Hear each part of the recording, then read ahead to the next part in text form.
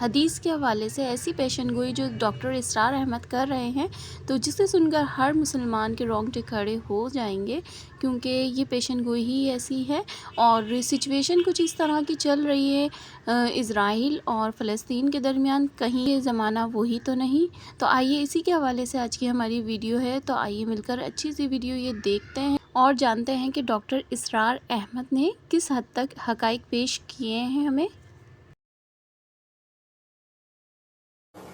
یہ عراق اور اردن اور یہ اور وہ، یہاں تک کہ ترکی، سعودی عرب کا بھی شمالی حصہ نکل جائے گا۔ البتہ مدینے کا جو ان کا پروگرام ہے اس کو اللہ نہیں پورا ہونے دے گا، مدینے میں داخلے کی ان کو اجازت نہیں ملے گی۔ بہرحال یہ سارا کچھ ہونے والا ہے۔ وہ وقت بھی آنے والا ہے کہ حضور کی ایک حدیث کے مطابق ایک شخص کے 1000 بیٹے ہوں گے تو 999 ختم ہو جائیں گے، ایک بچے گا۔ یہ وقت بھی آنے والا ہے کہ حضور فرماتے ہیں اتنی بڑی جنگ ہوگی، اتنی خوریزی ہوگی کہ پوری زمین اٹھ جائے گی لاشوں سے۔ تو پرندہ جو ہے کوئی، ایک تو پرندے ہوتے ہیں کہ جو مردار خور ہے، گدھ ہے، وہ تو بڑی خوشی سے اتریں گے، تناول فرمائیں گے لاشوں کو۔ اسی طریقے سے کوے ہیں، چیلے ہیں، لیکن جو نفاست پسند پرندے ہیں وہ لاش کے اوپر اترنا نہیں چاہتے۔ تو ایک پرندہ اڑتا چلا جائے گا، اسے کہیں زمین پر اترنے کی جگہ نہیں ملے گی، لاشیں ہی لاشیں ہوں گی، یہاں تک کہ وہ تھک ہار کر اس کے جو ہے پر جواب دے جائیں گے، گرے گا تو لاش پر گرے گا۔ یہ وقت آنے والا، اور یہ یہودیوں کے ہاتھ میں، یا یہودیوں کے جو سپورٹرز ہیں اس وقت، جو ان کے ہاتھ میں آلہ کار ہیں، ان کے ہاتھوں آنا ہے۔ میرے نزدیک اس کام کے لیے اس ملعون قوم کو، کہ جو حضرت عیسیٰ کے زمانے سے ملعون ہو چکی ہے، اس کو باقی رکھا گیا ہے، اسے یہ موقع دیا گیا ہے۔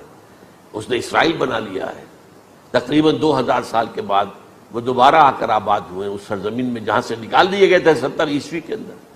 یہ سارا کچھ کیوں ہو رہا ہے؟ ان کا یہ استثناء کیوں کیا گیا؟ یہ بڑی تلخ بات ہے، یہ یاد کر لیجیے۔ کیونکہ یا تو قوم اسی وقت ہلاک کر دی جاتی، جیسا کہ ہوا قوم نوح، قوم ہود، قوم عاد، قوم ثمود، قوم شعیب، یہ ہوا کہ نہیں ہوا؟ اور سدوم اور عمورہ کی بستیاں جہاں حضرت لوط بھیجے گئے، اور آل فرعون جو ہلاک کیے گئے، یا تو پوری قوم ہلاک کی جاتی؟ نہیں، یہ یوں سمجھیے کہ اس پورے معاملے کو درمیان میں سے ایک وقفہ دے دیا گیا، حضرت عیسیٰ کو اٹھا لیا گیا، اور حضرت عیسیٰ دوبارہ آئیں گے۔ یہ کیوں کیا گیا؟ اب اس میں بڑی تلخ بات آپ سے کہہ رہا ہوں، یہ آپ کے لیے قبول کرنا آسان نہیں، حلق سے نیچے اٹھنے کی مشکل سے۔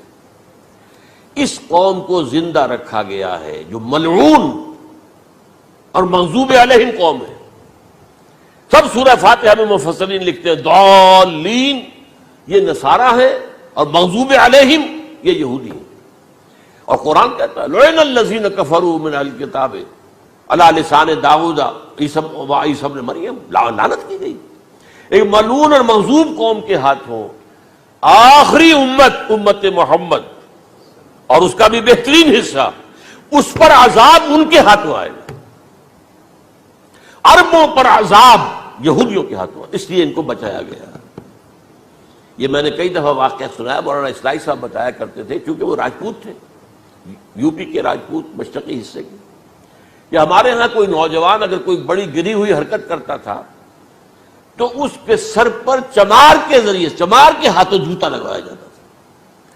اگر راجپوت کے سر پر راجپوت کا جوتا گرا تو چلو تکلیف تو ہوئی، لیکن یہ کہ راجپوت کا جوتا گرا ہے نا، پڑا ہے، لیکن راجپوت کے سر پر چمار کا جوتا، جس کو آپ انگریزی میں کہتے ہیں to add insult to injury, وہ تکلیف بھی ہے جوتا کھانے کی، اور انسلٹ ہے کہ ایک چمار مار رہا۔ یہ امت سب سے خیر امت ہے، کنتم خیر امت اخرجت للناس۔ اس کے لیے عذاب بھی بدترین آئے گا، اور کن پر آئے گا؟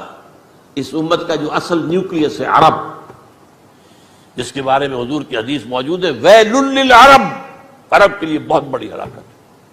اور آج ہماری نظر میں آ رہا ہے وہ ملعون اور مغضوب علیہم قوم، ان کے سینے کے اندر خنجر کی طرح بھونکی گئی ہے، اور 30 کروڑ کے قریب عرب بے حمیتی، بے غیرتی، بزدلی، کمزوری، ذلت، مسکنت کی مثال بنے ہوئے۔ کوئی بول سکتا ہے اس اسرائیل کے خلاف؟ کوئی بول سکتا ہے؟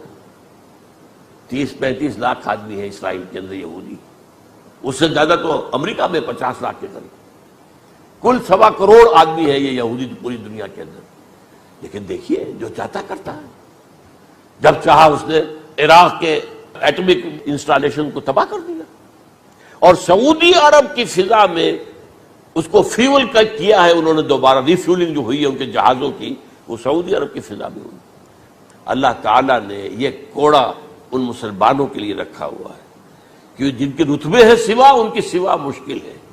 जितना ऊंचा मकाम अल्लाह ने दिया अरबों को, उनमें हुजूर को उठाया, उनकी जबान में अपना आखिरी कलाम नाजिल किया, तो उनकी जिम्मेदारी भी बहुत है। जिनके रुतबे है सिवा, उनकी सिवा मुश्किल है।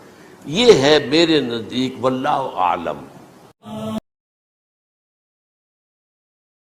तो ये थी डॉक्टर इसरार अहमद की रोंगटे खड़े कर देने वाली पेशन गोई हदीस के हवाले से। तो मुझे भी बहुत ही ज़्यादा खौफ आया इसको सुनकर, क्योंकि हो सकता है ये वही ज़माना हो, क्योंकि फ़लस्तीन और इसराइल के दरमियान जो जंग चल रही है और फ़लस्तीनियों का जिस तरह से कत्ल आम हो रहा है, तो हो सकता है ये वही ज़माना हो और तमाम मुस्लिम ममालिक कितनी खामोशी से बैठे हुए हैं, उन पर कोई भी असर नहीं।